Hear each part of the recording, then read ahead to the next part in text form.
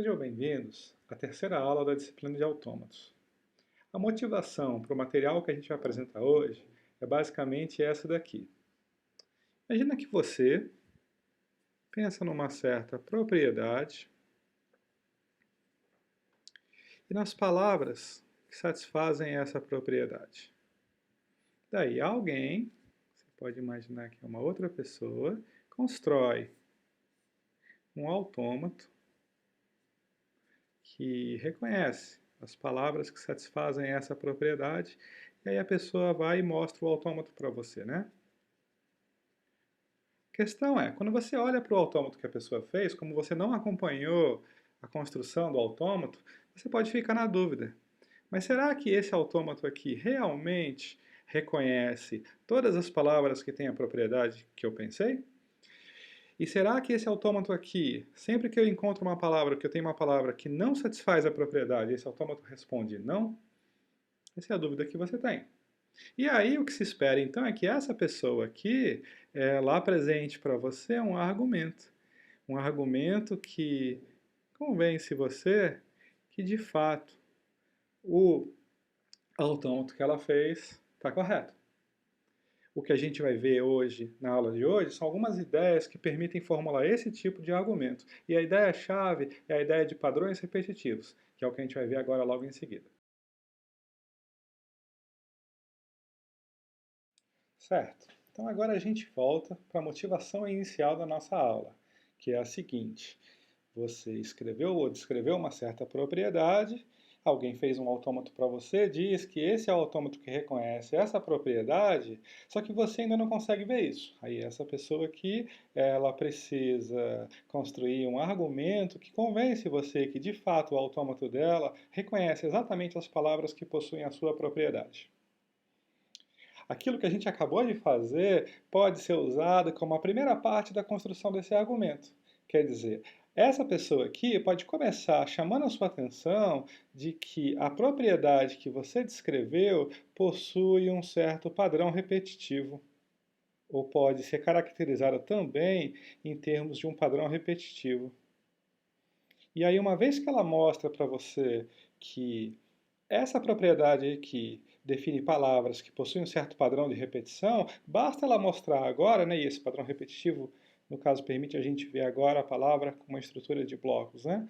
E aí agora basta ela, e aí esses blocos são todos o mesmo bloco, né? Basta ela mostrar agora que esse autômato aqui, quando lê essa palavra aqui, ele se comporta de uma maneira repetitiva também, de modo que no final da leitura da palavra ele vai estar sempre no estado final. Certo? Então, a ideia da construção do argumento é basicamente dividir esse argumento em duas partes. Primeiro, a gente chama atenção para o padrão repetitivo que está por trás da propriedade e depois a gente mostra como é que um autômato se comporta, ou esse autômato específico se comporta quando ele encontra uma palavra que possui essa estrutura de blocos. Então vamos ver um exemplo concreto, né? Na verdade, a gente vai primeiro ver um exemplo que envolve só essa parte aqui, e depois a gente vai fazer argumentos que contêm as duas partes. Então vamos lá.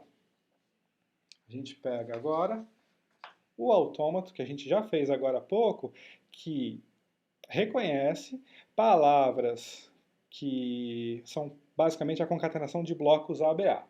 E aí, a primeira coisa é você realmente verificar que esse autômato aqui, que dessa vez está aparecendo para a gente já pronto, agora há pouco a gente fez a construção, agora ele já está pronto, a primeira coisa é realmente verificar que ele reconhece essas palavras, né? Então, a concatenação de blocos ABA mais simples que existe é a palavra vazia.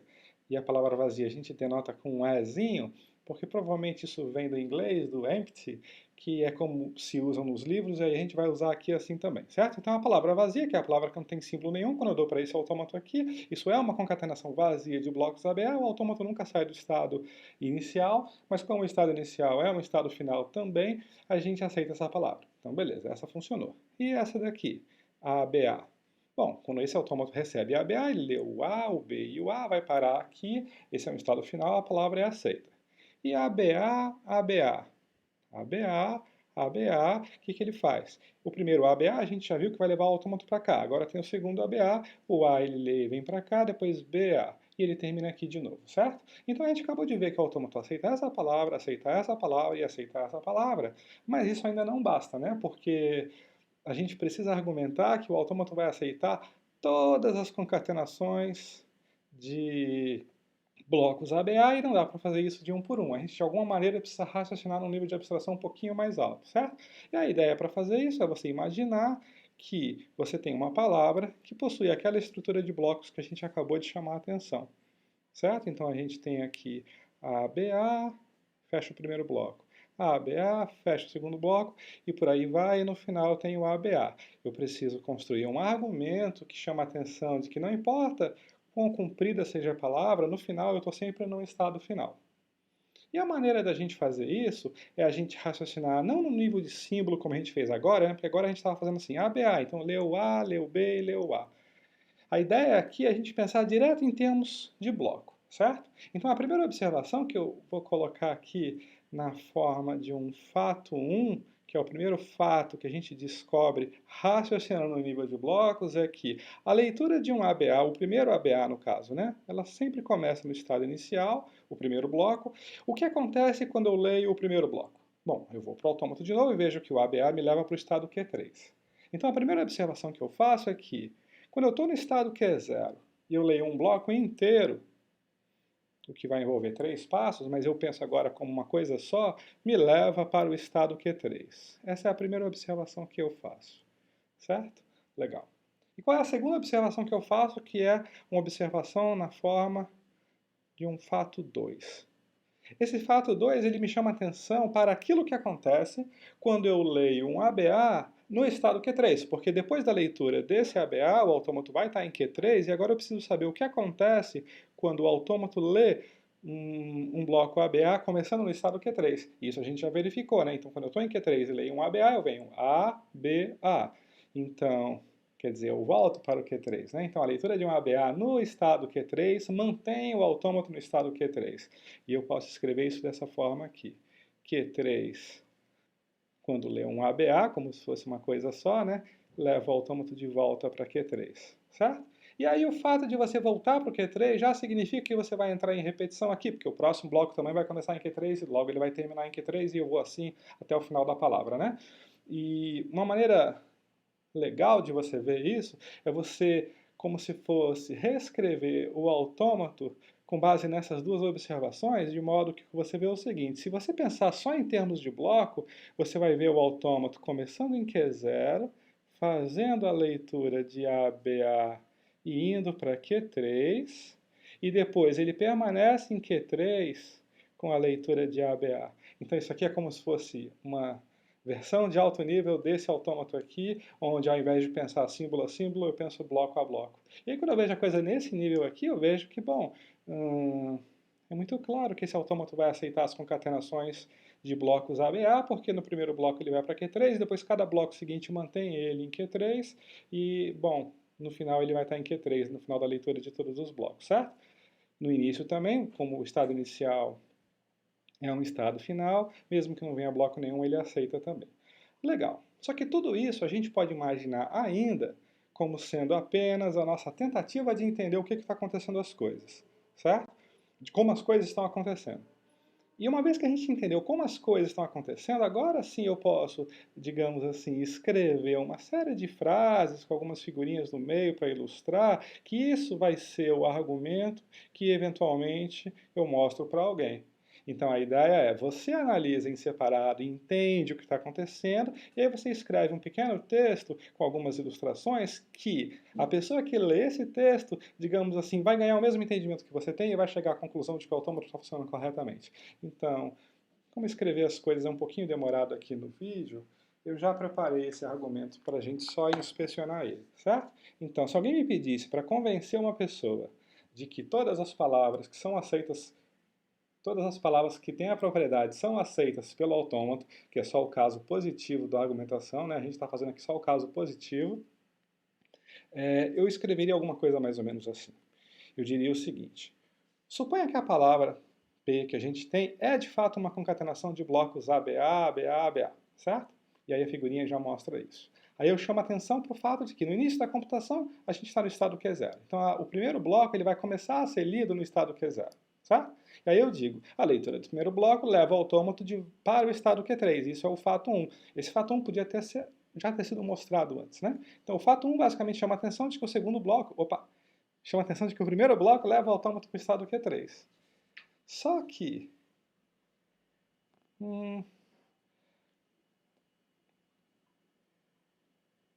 aqui talvez tenha faltado essa observação de que, porque eu terminei no estado Q3 o primeiro bloco, o segundo bloco começa no Q3. Mas o segundo bloco começando no Q3, ele termina no Q3 também. Isso é o fato 2, certo? Então, o fato 2 chama atenção já para o fato de que eu vou entrar em repetição, certo? Eu vou entrar em repetição porque se eu estou aqui em Q3, a leitura de um bloco ABA vai me deixar em Q3 de novo, certo? Eu entro em repetição, significa que todo bloco daqui em diante, após a leitura dele, eu vou estar no estado Q3. Isso é o que esse pedacinho do argumento está chamando a atenção, né? Após a leitura de qualquer bloco, eu vou estar sempre em Q3.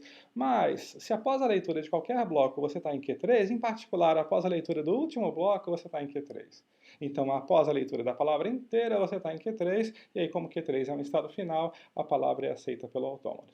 Então, seria mais ou menos um texto assim que eu ia escrever, e aí a gente pode imaginar que quando essa pessoa aqui escreve aquele texto que eu acabei de mostrar, e ela pergunta, e aí agora, você concorda que esse autômato aqui aceita todas as palavras que têm essa propriedade?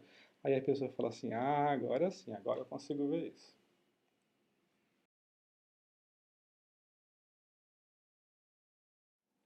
Esse aqui é o nosso próximo exemplo. A gente vai argumentar que esse autômato aqui, que a gente construiu agora há pouco, mas a gente podia imaginar que era um autômato que a gente acabou de ver, né? Que esse autômato aqui reconhece as palavras, ele foi construído corretamente no sentido de que ele reconhece as palavras que possuem uma quantidade par de Bs. E aqui eu queria aproveitar para falar uma coisa que eu acabei esquecendo de dizer na sessão anterior. Quando você vai argumentar a corretude de um autômato, você precisa mostrar não apenas que ele aceita todas as palavras que têm a propriedade, mas também que o autômato rejeita todas as palavras que não têm a propriedade.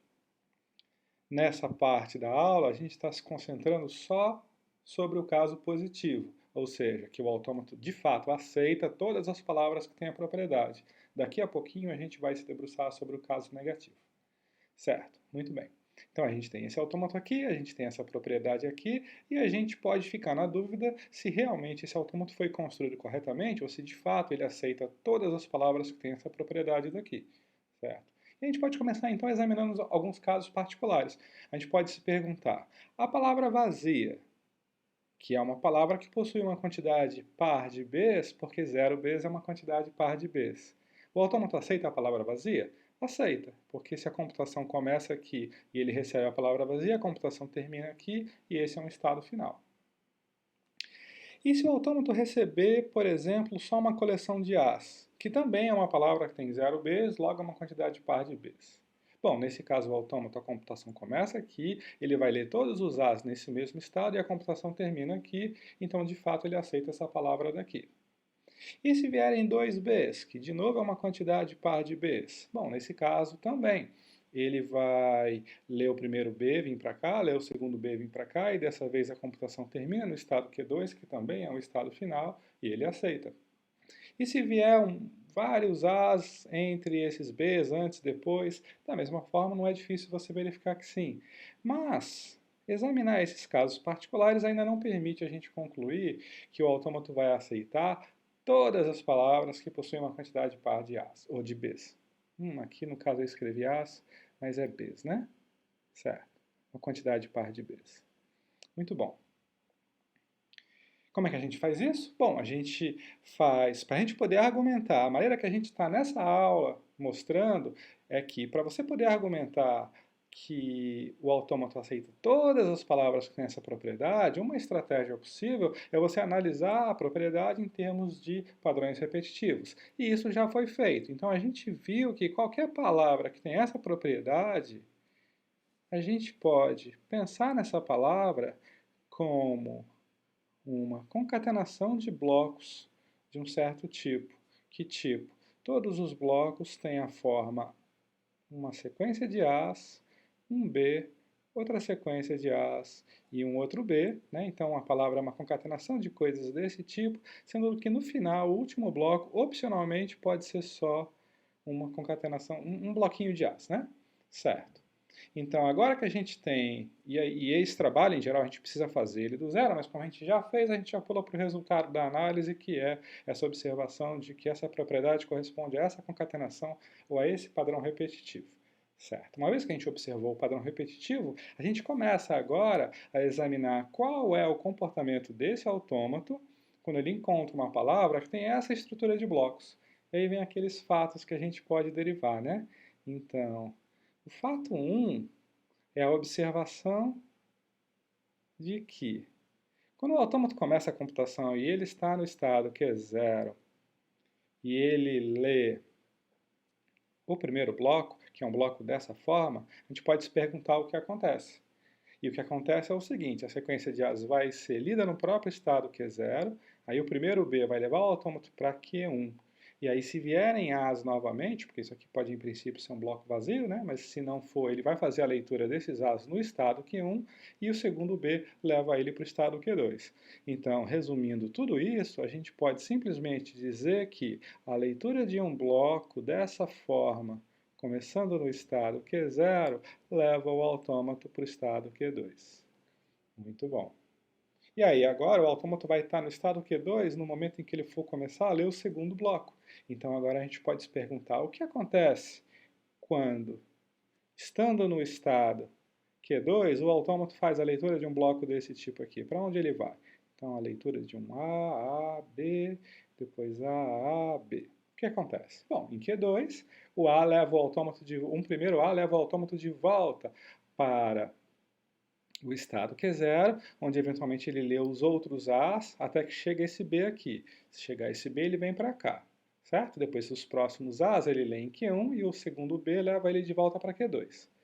Mas a gente também precisa considerar a hipótese desse primeiro bloco de A's aqui ser um bloco vazio. E aí, nesse caso, você vai direto para esse B. E aí, em Q2, esse B leva o autômato para o Q1, onde eventualmente ele lê os A's, se houverem, senão ele pula direto para esse B, que leva ele de volta para o Q2. Em ambos os casos, a gente observa que o autômato, no final da leitura do bloco, está em Q2.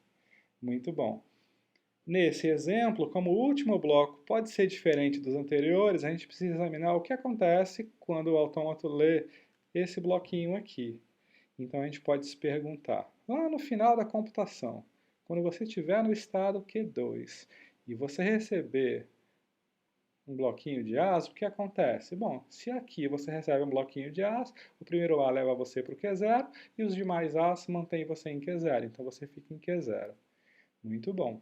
Então, esses três fatos, a gente pode apresentar eles de maneira sucinta na forma de uma espécie de esboço de autômato, né?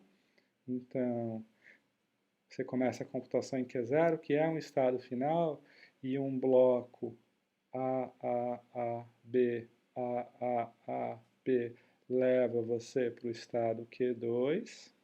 No estado Q2, a leitura de blocos A, B, B, mantém você no estado Q2, e eventualmente a leitura de um bloquinho só formado por As leva você de volta para o estado Q0. O que a gente observa então é que uma concatenação de blocos dessa forma aqui vai começar levando o autômato para Q2 e depois vai manter o autômato no estado Q2. Se a palavra só possui esse tipo de blocos, você termina a computação aqui e você diz sim, porque Q2 é um estado final. Caso no final apareça esse bloquinho de As, que é opcional, você volta para o estado Q0 e lá você termina a sua computação, o que também não tem problema, porque o Q0 também é um estado final, certo? Muito bom. Então, com isso, a gente ganhou um entendimento do que está acontecendo em alto nível, e aí vem aquela hora onde a gente escreve o argumento. E aí, mais uma vez, eu já tenho o argumento pronto aqui, certo? Vamos ver.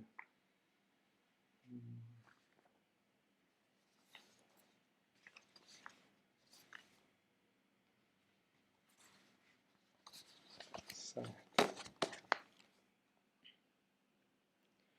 Então a gente começa fazendo essa observação, né? Suponha que P é uma palavra que tem uma quantidade par de Bs. E aqui a ilustração só mostra uma quantidade par de Bs, né? 8 Bs.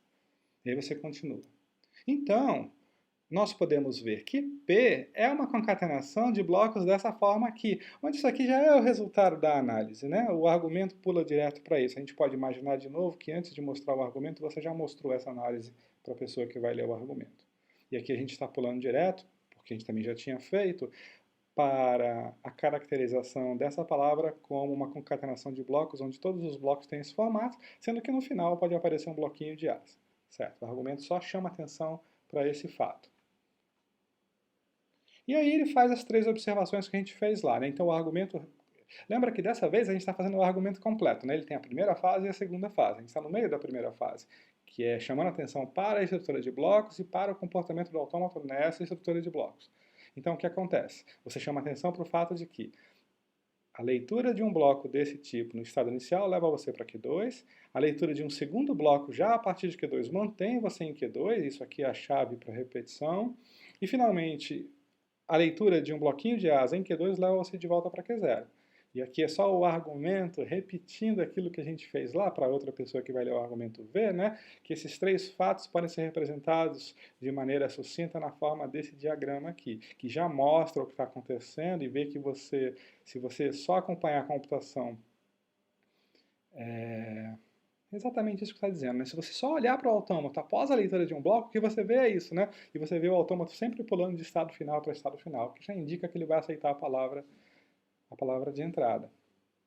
E aqui é só o texto que faz a leitura daquele diagrama, daquelas ideias lá. Quer dizer, no início da computação, a leitura do primeiro bloco começa em Q0, e a figurinha mostra isso. E a leitura do primeiro bloco vai levar o autômato para Q2, esse é o fato 1. E aqui eu já coloco aquela observação que daquela vez ficou faltando, né? Onde começa a leitura do segundo bloco. E aí, no segundo bloco, a gente já chama a atenção de que nesse ponto a gente vai entrar em repetição. Por quê? Porque a leitura de um bloco desse tipo, começando em Q2, mantém o autômato em Q2, o que já dá a entender que você vai ficar em Q2 agora, após a leitura de todos os blocos. E é o que está dizendo aqui nesse passo assim, a partir desse ponto, a leitura de todo bloco desse tipo vai deixar o autômato em Q2. Em particular, a leitura do último bloco desse tipo aqui vai deixar o autômato em Q2. E aqui a gente tem essa figurinha, certo? E aqui a gente tem 2 casos que a gente podia ter explicitado, mas o texto acaba dizendo isso de maneira relativamente implícita, né? Que é o seguinte, se esse é o final da palavra, então não tem mais nada, então o autômato aceita, porque Q2 é um estado final. Por outro lado, se ainda existe um bloquinho de as no final, então a computação vai terminar em Q0. Por quê? Porque a gente sabe que Q2, quando lê as, leva você para Q0, esse é o fato 3. Então a computação, nesse caso, termina em Q0. Mas o autômato também aceita porque Q0 é um estado final. Então a gente tem dessa vez um argumento completo, um pouquinho mais comprido, mas que certifica a corretude do autômato no caso positivo.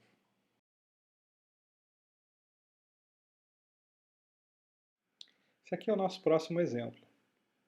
A gente vai argumentar que esse autômato aqui, que dessa vez a gente ainda não construiu ele, reconhece palavras que correspondem a concatenações de blocos AB e ABB.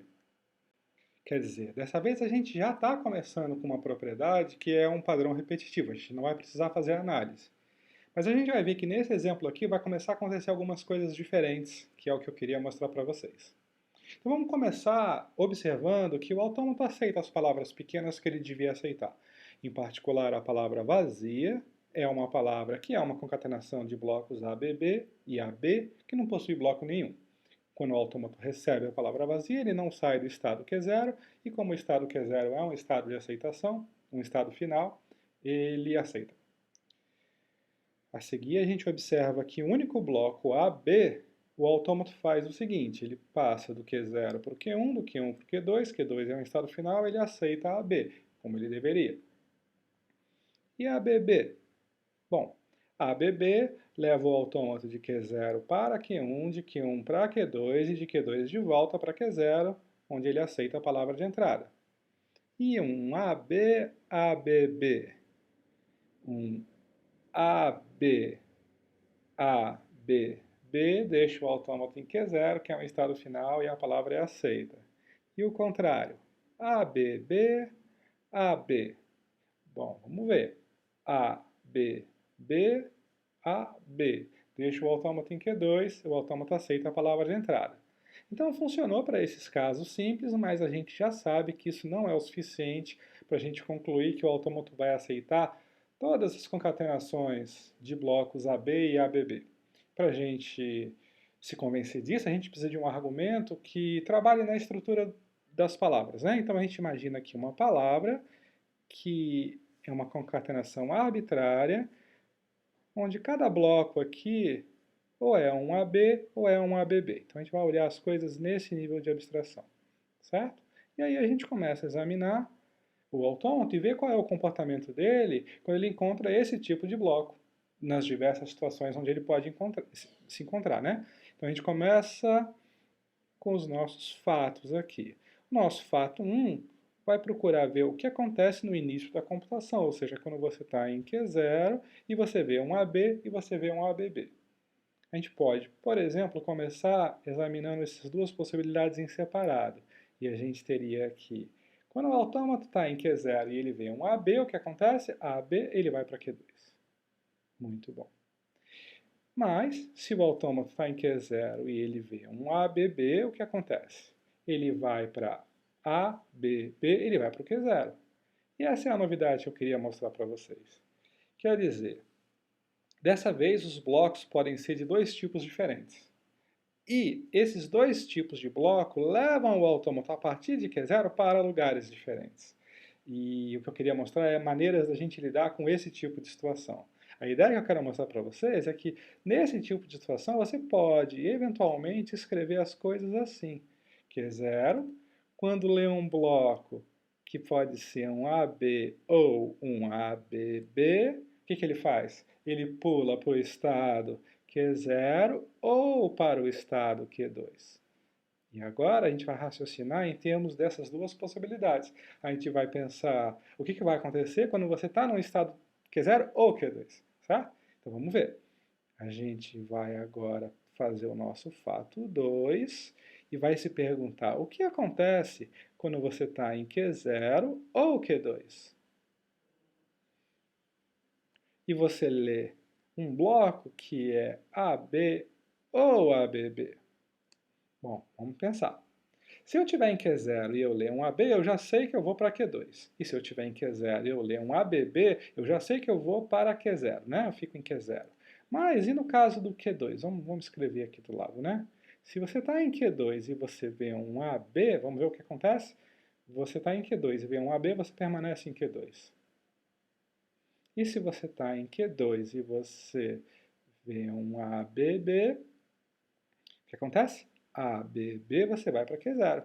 E aqui a gente tem uma boa notícia, que é, tanto no caso de Q0 quanto no caso de Q2, quando você lê AB ou ABB, em ambos os casos você vai para Q0 ou Q2.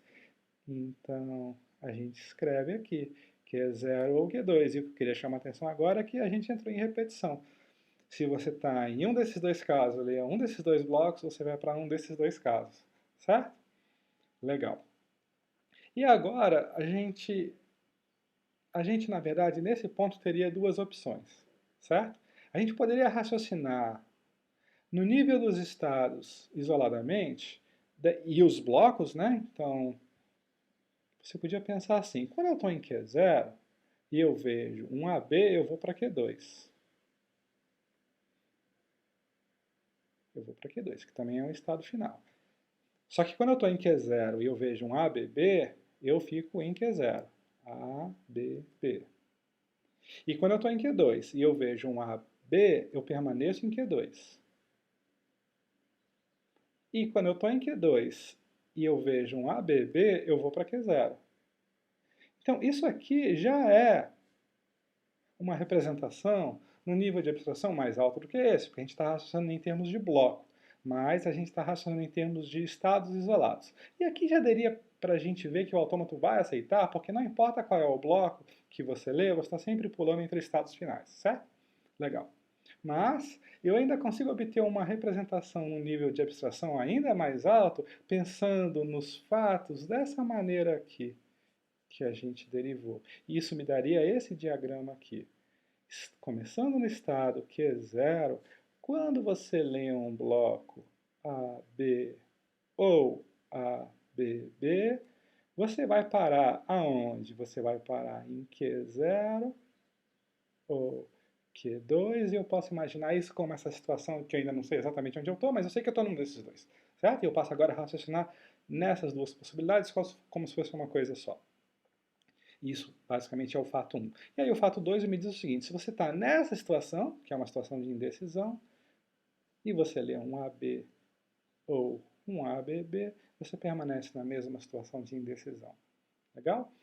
E aí o que a gente observa aqui é que, se você quiser, você pode construir o seu argumento para refletir esse nível de abstração, você vai falar das coisas nesse nível de abstração, ou você pode escrever o seu argumento nesse nível de abstração. Como esse nível de abstração é um nível um pouco mais alto, o seu argumento acaba ficando um pouco mais curto. E o que eu vou mostrar para vocês agora em seguida é o argumento nesse nível de abstração aqui, certo? Se vocês quiserem, depois vocês podem fazer como exercício uma versão do argumento que raciocina sobre o que está acontecendo nesse nível de abstração aqui. Então vamos ver como é que fica o argumento. O argumento vai basicamente dizer o seguinte: suponha que P é uma concatenação de blocos AB e ABB. E aí a figurinha está mostrando exatamente isso. Examinando a arquitetura do autômato, que foi o que a gente fez agora há pouco, a gente observa que, começando em Q0, se você ler um bloco AB ou um bloco ABB, você vai parar em Q0 ou Q2. E se você está em Q0 ou Q2 e você lê um bloco AB ou um bloco ABB, você permanece nessa situação em que você está em Q0 ou Q2. No início da computação, a leitura do primeiro bloco vai começar em Q0, e a leitura desse bloco, que é um bloco AB ou ABB, que agora não preciso nem me preocupar com isso, porque o fato 1 já encapsula essa ideia, né? A leitura do primeiro bloco, seja lá quem for, vai te levar para Q0 ou Q2, e é isso que está representado nessa figurinha aqui, aonde começa a leitura do segundo bloco. Nesse ponto, nós entramos em repetição, pois a leitura de um bloco AB ou ABB, ou um bloco qualquer, o fato 2, não preciso nem pensar que bloco é esse, a leitura de um bloco a partir dessa situação deixa você na mesma situação. E isso significa que, a partir desse ponto, a leitura de todo bloco vai deixar você na mesma situação. Em particular, após a leitura do último bloco, você está nessa situação, que é uma situação de indecisão. Você não sabe exatamente onde você está, mas não importa, porque tanto Q0 quanto Q2 são ambos estados finais, e isso significa que isso já é suficiente para você concluir que, no final, o autômato aceita a palavra de entrada. Legal.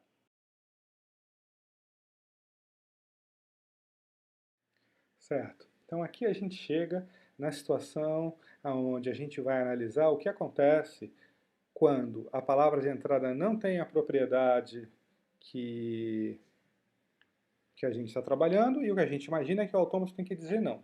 Então o argumento de corretude vai analisar essa situação para concluir que, em todos esses casos, o nosso autômato vai responder não. E aí a gente chama atenção já que vão aparecer basicamente dois casos onde o autômato diz não, dois casos relativamente diferentes. Então o primeiro caso é aquele em que o autômato recebe a palavra de entrada, e durante algum tempo, então ele está recebendo aqui a palavra de entrada P, né? E durante algum tempo, a computação ainda fica se desenrolando, passando pelos vários estados do autômato. Mas, eventualmente, em algum ponto, o autômato cai no estado de rejeição, certo? E aí, no momento em que ele cai no estado de rejeição, ele nunca mais sai, a computação vai terminar aqui, esse estado não é um estado final e ele vai responder não, certo? Então, esse eu diria que é o caso que a gente imagina, que é o caso típico de rejeição da palavra de entrada, né? Você está lendo a palavra de entrada, por um tempo parece que está tudo bem, eventualmente você descobre um problema e nesse momento você pulou para o estado de rejeição. Mas, também acontece esse tipo de situação aqui, que é a seguinte: você dá a palavra de entrada para o autômato, ele executa, tudo parece que está indo bem, mas a palavra de entrada acaba e ele não alcançou o estado final. Então ele ficou em algum estado intermediário da arquitetura do autômato. Esse é um outro caso diferente desse, onde o autômato também responde não no final. Então, nesse caso, ele vai responder não, porque ele terminou a computação aqui, sendo que o estado final ele não deu tempo de chegar lá. E esse é um caso onde ele responde não, porque ele detectou um problema na palavra de entrada e já pulou para o estado de rejeição. Então, o nosso argumento, em geral, vai precisar dar conta dessas duas situações diferentes, certo? Para ver como isso funciona, vamos considerar mais um exemplo concreto. Então, o nosso exemplo aqui vai ser considerar esse autômato aqui e essa propriedade aqui que a gente já viu antes, certo? Então, a gente vai considerar concatenações de blocos ABA. E essa é a propriedade que caracteriza esse autômato aqui. Então, esse autômato foi construído, supostamente, para reconhecer todas as palavras que têm essa propriedade. Mas, para ele funcionar corretamente, ele também tem que ser capaz de rejeitar todas as palavras que não têm essa propriedade. Então, agora, a gente vai analisar exatamente esse caso negativo, onde a gente considera uma certa palavra P e pensa assim, essa palavra não tem a propriedade. E a gente começa perguntando o que significa uma certa palavra P não ter a propriedade dela ser formada como uma concatenação de blocos ABA. E aqui vem uma pequena esperteza para esse caso aqui, que é basicamente a seguinte, olha, se essa palavra aqui não tem a propriedade de ser uma concatenação de blocos ABA, então se você quebrar essa palavra em blocos de tamanho 3, o que você pode dizer? Então, eu estou pegando bloquinhos de tamanho 3. O que você pode dizer é que, certamente, existe algum desses blocos que não é um ABA. Porque se todos fossem um ABA, a gente teria uma palavra que tem a propriedade. E a gente está assumindo que a nossa palavra não tem essa propriedade. Então, chega um certo ponto, por exemplo, aqui, onde você encontra um bloco que não é um ABA. Ele é um bloco diferente de ABA. Legal. E aí, o que a gente imagina que vai acontecer no autômato? O que a gente imagina que ele vai, quando chegar nesse ponto, rejeitar a palavra de entrada, né? Mas como é que a gente argumenta de maneira precisa isso? Em geral, a gente faz uma segunda esperteza, que é a seguinte. A gente sabe que em algum lugar tem um bloco que é diferente de ABA. E aí, quando a gente localiza um desses blocos, a gente não só diz que esse é um bloco que é diferente de ABA, mas a gente diz que essa é a primeira violação do padrão. E ao assumir que essa é a primeira violação do padrão, você pode concluir que tudo que vem antes, então, é ABA. E para que isso serve? Bom, assumir que tudo que vem antes é ABA é basicamente colocar a gente na situação do caso positivo. E pela análise do caso positivo, eu não sei se vocês lembram do fato 1 e do fato 2 associado a esse autômato, mas o fato 1 diz que se você está no Q0 e lê um ABA, você vai para o Q3. E o fato 2 diz que se você está no Q3 e você lê um ABA, então você continua no Q3, né? ABA, você volta para o Q3. Então, o fato 1 e o fato 3 indica que a leitura desses blocos de ABA que aparecem antes da violação deixam o autômato aonde? Em Q3. E isso facilita aqui a nossa análise, certo? Muito bom. Aí alguém pode falar assim, não, mas ainda tem um detalhe, né, que você precisa levar em conta, que é o seguinte, legal, isso aqui é a primeira violação, então logo tudo que vem antes obedece ao padrão, mas quem disse que alguma coisa vem antes? Pode ser que a primeira violação ocorra logo no primeiro bloco, e nesse caso a leitura dessa violação acontece em Q0. Então o que eu posso dizer de fato a respeito do lugar aonde o autômato está no momento em que ele for ler a violação, ou o bloco que é diferente de ABA, é que esse lugar é o Q0 ou o Q3. E aí a gente vai ter que analisar essas duas situações, certo? Então agora aqui a gente enumera os fatos que a gente conhece a respeito desse autômato, e aqui eu vou repetir o fato 1 e o fato 2 só por conveniência. Então o fato 1 me diz o quê? Ele me diz que quando você está em Q0, se você lê um ABA, você vai para Q3. O que o fato 2 diz? O fato 2 diz que você está em Q3 e você lê um ABA, você permanece em Q3, aqui eu só estou repetindo. E agora sim, a gente tem um fato 3, que é o seguinte, se você está em Q0 e você lê algo diferente de ABA, o que acontece? Bom, a primeira pergunta que você faz é o que é diferente de ABA? E aí a gente começa a analisar as possibilidades que podem acontecer alguma coisa diferente de ABA. E a primeira observação é que se logo no começo você encontrar um B ao invés de um A, você está aqui, encontra um B e você vai para o estado de rejeição. Mas ninguém garante que isso aqui é um B, pode ser que seja um A, mas aí em seguida vem um A. Então você tem um A que vai te dar alguma coisa diferente de ABA. A aqui te dá o quê? A, estado de rejeição de novo. Mas pode ser que não seja A, pode ser que seja AB, mas em seguida não vem o A. Então você tem um ABB. O que acontece no autômato quando você está em Q0, ele é um ABB. ABB, estado de rejeição. Então, nas três situações onde você tem algo diferente de ABA começando em Q0, você cai no estado de rejeição. Certo. Fato 4. Quando você está em Q3 e você lê algo diferente de ABA, o que acontece? Vamos ver de novo. É o B, é o AA e é o ABB. Então, o B te leva para o estado de rejeição. O AA, vamos ver, AA, estado de rejeição. E aí, ABB. ABB, estado de rejeição. Em todos os casos, eu vou para o estado de rejeição. Muito bom. Então, agora eu tenho uma coleção de 4 fatos que me permite construir esse diagrama aqui, ó. É um diagrama aqui, começando no estado Q0. Se você lê ABA, você vai para o estado Q3. Então, Q0, quando você lê ABA, você vai para o estado Q3. E aí, no estado Q3, se você lê ABA, você continua no estado Q3. Mas, no Q0, se você lê alguma coisa diferente de ABA, você vai para o estado de rejeição. Peraí. Isso. Aqui é o estado de rejeição e aqui é a indicação de que você chegou lá porque você leu alguma coisa diferente de ABA. E da mesma forma, se você está em Q3 e você lê alguma coisa que é diferente de ABA, você cai no estado de rejeição, certo? Então agora, dessa vez, a gente tem um diagrama um pouquinho maior, mais complicado, mas que mostra pra gente a evolução do autômato numa palavra desse tipo. Ele vai ficar por um tempo em Q0 ou Q3, e eventualmente, quando encontra esse bloco aqui, ele cai no estado de rejeição e no final a palavra é rejeitada, certo? Então vamos ver agora o argumento que coloca essa história na forma de texto, né? O argumento seria algo assim. Suponha que a sua palavra não é uma concatenação de ABA. Apesar disso, nós podemos quebrar essa palavra em blocos de tamanho 3. E aí está aqui a indicação, certo? E quando você faz essa quebra, você pode concluir que ao menos um bloco é diferente de ABA. E aqui está a indicação desse bloco que é diferente de ABA. Isso aqui é o texto que a gente produz para uma outra pessoa entender o que está acontecendo e se convencer de que, de fato, o autômato rejeita as palavras que não têm a propriedade, né? Aí você continua. Considerando que aquela violação que a gente indicou é a primeira violação do padrão, nós temos que todos os blocos que vêm antes são ABA. E aí está a indicação aqui, que todo mundo que vem antes é ABA. E isso nos permite concluir que esse bloco diferente de ABA, que é esse daqui, vai ser lido a partir de Q0 ou Q3. Então aqui eu estou usando os fatos 1 e 2, que a gente anunciou agora há pouco, certo?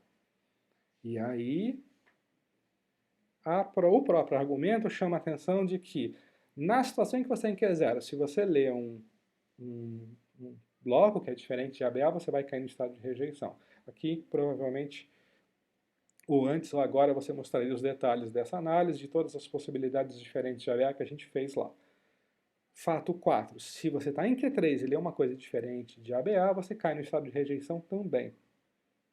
Então a figurinha aqui está mostrando que a leitura que começou em Q0 a Q3 de um bloco diferente de ABA leva o autômato para um estado de rejeição.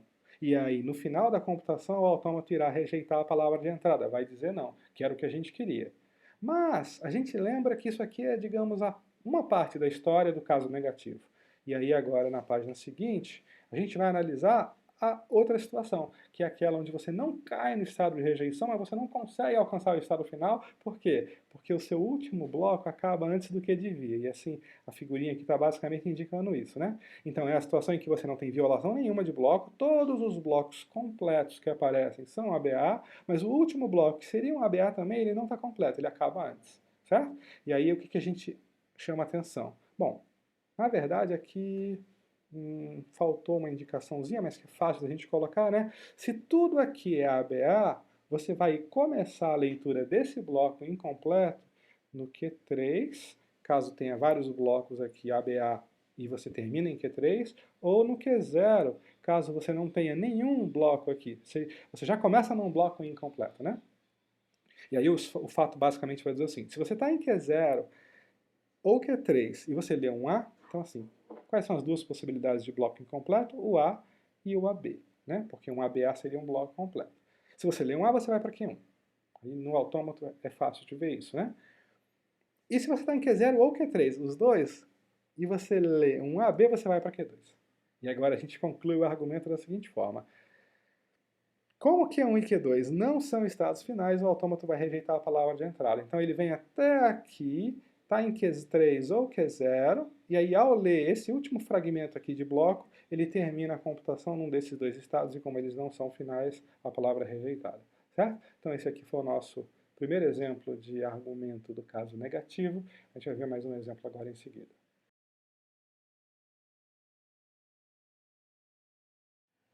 Nesse exemplo aqui, a gente tem a propriedade palavras com uma quantidade par de Bs. E aqui está o autômato que supostamente reconhece as palavras que têm uma quantidade par de Bs em dois sentidos, né? No sentido de que se a palavra realmente tem uma quantidade par de Bs, a computação do autômato termina num estado final, mas se a palavra tem uma quantidade ímpar de Bs, a computação tem que terminar no único estado não final aqui, que é o estado Q1, certo? Então agora a gente vai argumentar o caso negativo. O caso positivo, para esse mesmo autômato, a gente já fez. E aí o primeiro passo é entender o que é uma palavra que tem... O que a gente pode dizer a respeito de uma palavra que tem uma quantidade ímpar de Bs? E aqui vem de novo uma pequena esperteza, que é a seguinte. Bom, a gente viu que as palavras que têm uma quantidade par de Bs são palavras que correspondem a concatenações de bloquinhos A, B, depois A, B, certo? Então vem vários blocos desse, e cada bloco desse acrescenta 2 Bs na palavra. Mas, se a palavra tem uma quantidade ímpar de Bs, então você pode imaginar que esses blocos vão continuar se sucedendo, cada um deles acrescenta 2 Bs, e no final vem um bloco que só coloca um B na palavra. Então com isso a gente tem uma ideia aqui da estrutura de blocos dessa palavra. A palavra tem vários blocos aqui que acrescentam 2 Bs à palavra. Cada bloco desse, tem 2 Bs. E no final aparece um bloco aqui que só coloca um B na palavra de entrada. E dessa vez a gente chama a atenção de que esse bloco aqui é obrigatório. Esses aqui até são opcionais, né? Porque você podia ter uma palavra que só tem um B. E nesse caso, então, ela não tem nenhum bloco com 2 Bs e ela já começa aqui. Mas, se você tem uma quantidade ímpar maior do que 1, você vai ter blocos desse tipo aqui e depois, eventualmente, esse bloco aqui aparecendo no final, certo? Legal. Nesse ponto, a gente resgata os fatos do caso positivo que dizem o seguinte: se você está no estado Q0 e você lê um bloco desse tipo aqui, o que acontece? Bom, você vai ler os As aqui, pula o B para cá, aí lê os As aqui se tiver e pula o B para cá. Então, a leitura de um bloco desse tipo, a partir de Q0, leva a gente para Q2. A gente já pode até escrever esse fato 2 de novo aqui, né? Fato 1 de novo aqui, que é o seguinte: se você está em Q0, e se você ler A, B, A, B, você vai parar em Q2. E em Q2, o que acontece se você ler um bloco desse tipo? Aqui eu já vou rapidamente relembrar vocês que a gente vai parar em Q2 de novo. Então, o fato 2, ele diz o seguinte para a gente: se você está em Q2 e você lê um bloco desse tipo, A, B, A, B, você continua em Q2, certo? Então, o que eu sei é o seguinte: no momento da leitura desse bloco aqui, eu vou ter percorrido uma coleção de blocos desse tipo. Se eu tiver percorrido, eu estou em Q2. Mas pode ser que não tenha aparecido nenhum bloco antes. Se não apareceu nenhum bloco antes, eu vou estar em Q0. Então eu estou em Q2 ou Q0 no início da leitura desse bloco aqui. Aí eu me pergunto, o que acontece? Fato 3. Quando você está em Q0 e você lê um bloco A, B, A. Vamos ver. Os As, esse primeiro sequência de As você lê no próprio estado Q0, aí o B faz você pular para o Q1 e os próximos As deixam você em Q1. Legal. Então você vai para Q1. E o que acontece? Fato 4. Se você está em Q2 e você lê um bloco A, B, A. Bom, você está em Q2, aí vem os As, você vai pular para cá. e aí você vai ler o B e depois vai ler os As, ou não vai vir A nenhum no início, você vai ter direto um B e vem os As e você fica aqui. Em ambos os casos, você vai para o Q1. Então, nessa hora, a gente pode fazer o nosso diagrama, que basicamente indica o seguinte para a gente. Se você está em Q0, que é um estado final, e você lê um bloco desse com dois Bs, você vai para Q2. Então, aqui eu estou em Q0 e aqui eu vou para Q2. Se eu estou no Q2 e eu leio um bloco do tipo AA, B, AA, B, eu permaneço em Q2. Mas, se por acaso eu leio um bloco AA, B, AA, eu vou para Q1. Então, eu vou botar o Q1 aqui, que não é um estado de rejeição. Na verdade, ele nem fica desse jeito, né? Mais abaixo, ele fica no meio, mas no diagrama de alto nível ele vai parar em outro lugar, não tem problema nenhum. Né? Então, se você ler um A, vários As, um B, vários As, você vai para Q1 e da mesma forma em Q2, você lendo vários As, um B, vários As, você vai para Q1, certo? Então, como a palavra sempre tem esse bloco aqui, desse tipo, como o último bloco da palavra, não importa se você estava aqui ou aqui, a leitura desse bloco leva você para Q1 e a computação acaba em Q1 e você rejeita porque Q1 não é um estado final. Agora que a gente entendeu o que está acontecendo, a gente pode apresentar o argumento basicamente dessa forma aqui, ó. Suponha que P é uma palavra com uma quantidade ímpar de Bs.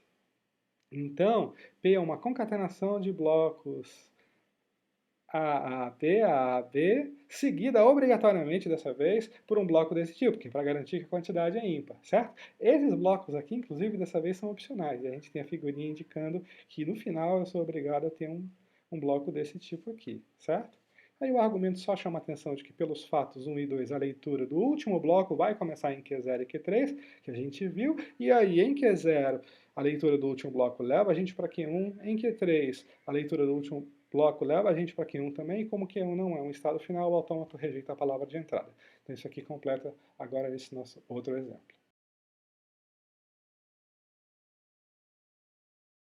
Legal.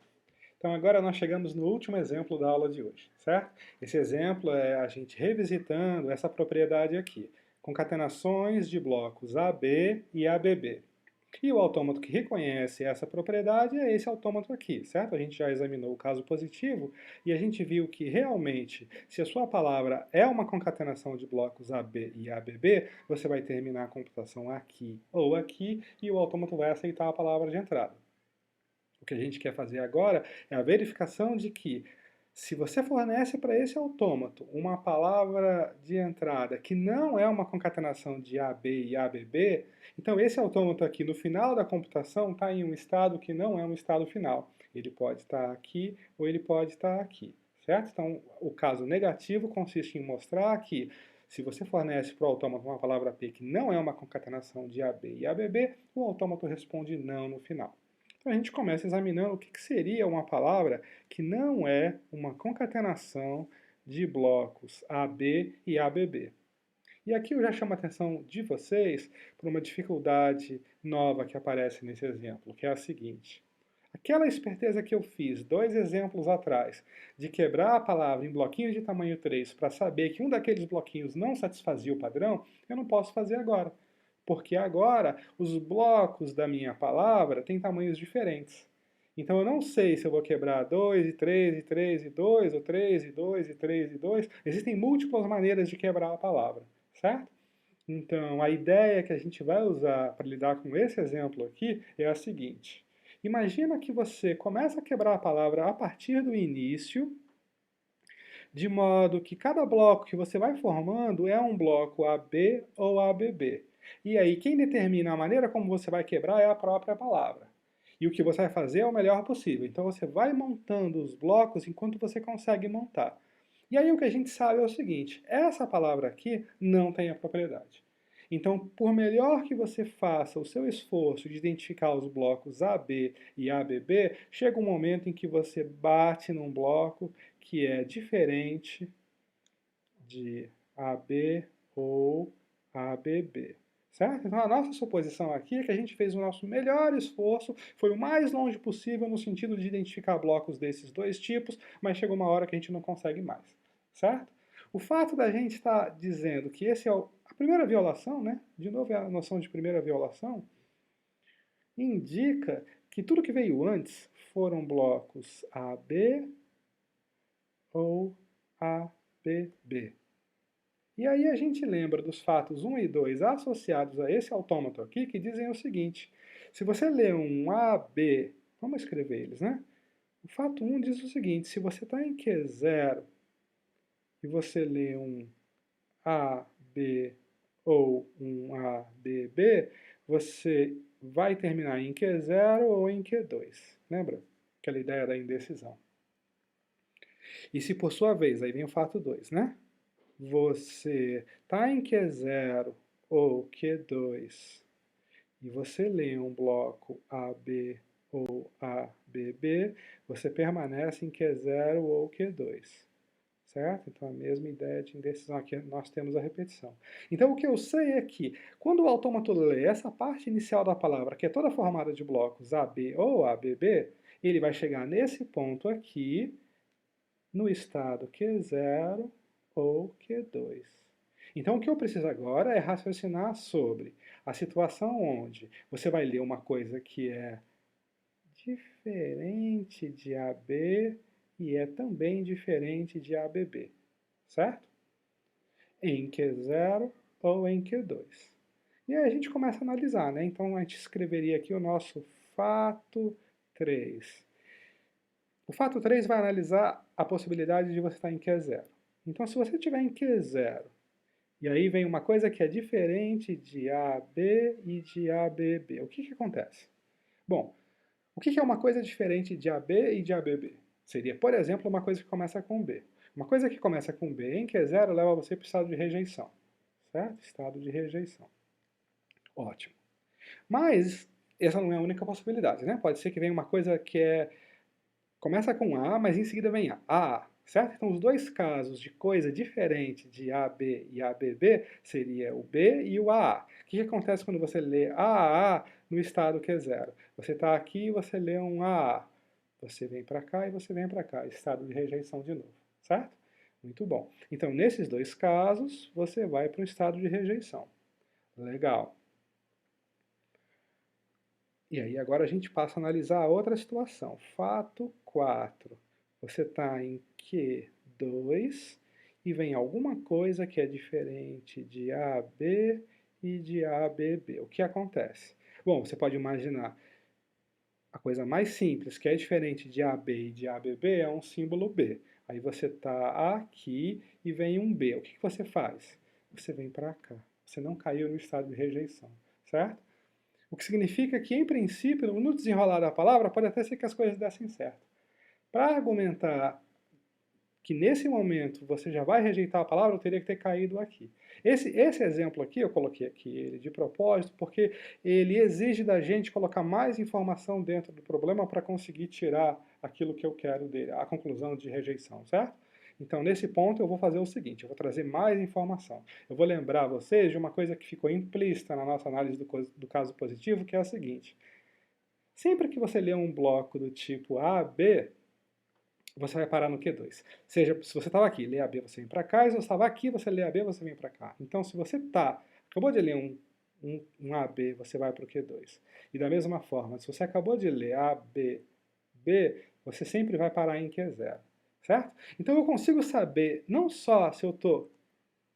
Eu consigo saber não só que eu estou em um desses dois estados, mas se eu olhar para o bloco imediatamente antes, eu vou saber que estado era esse, certo? Então, eu sei que se o bloco imediatamente antes for um A, B, B, eu vou estar em Q0. E eu já argumentei que quando eu estou em Q0 e vem uma coisa diferente, eu vou cair no estado de rejeição. Mas agora eu posso assumir que eu estou que o último bloco é AB. Então, se o último bloco é AB, aí agora eu estou no estado Q2. Então, eu vou fazer a argumentação do caso 4, sabendo que o bloco anterior, essa informação adicional que eu precisava para fazer o caso 4 funcionar, era um AB. Por quê? Porque se o bloco anterior era um AB, então certamente o que vem em seguida não pode ser um B. Por quê? Porque se fosse um B e eu teria antes um AB, eu seria capaz de ter construído ainda um bloco ABB. Eu teria sido capaz de ir mais longe naquela etapa inicial onde eu faço as coisas funcionarem. Então, quando eu sei que esse é o primeiro momento onde as coisas dão errado, e antes eu tinha um A, B, eu sei que o que vem em seguida não é um B, então já excluo aquela situação onde eu venho para cá, certo? Então o que vem em seguida é um AA, e aí quando eu estou aqui eu vejo um AA, eu vou para o estado de rejeição. Então, né, com a informação adicional, o fato 4 me diz que se você está em Q2 e vem uma violação, você vai para o estado de rejeição. Como eu tenho rejeição nos dois casos, a palavra é rejeitada no final, certo? Bom, esse exemplo aqui eu coloquei aqui justamente para chamar a atenção de vocês de como as coisas vão ficando complicadas à medida que a gente vai raciocinando sobre esse caso negativo.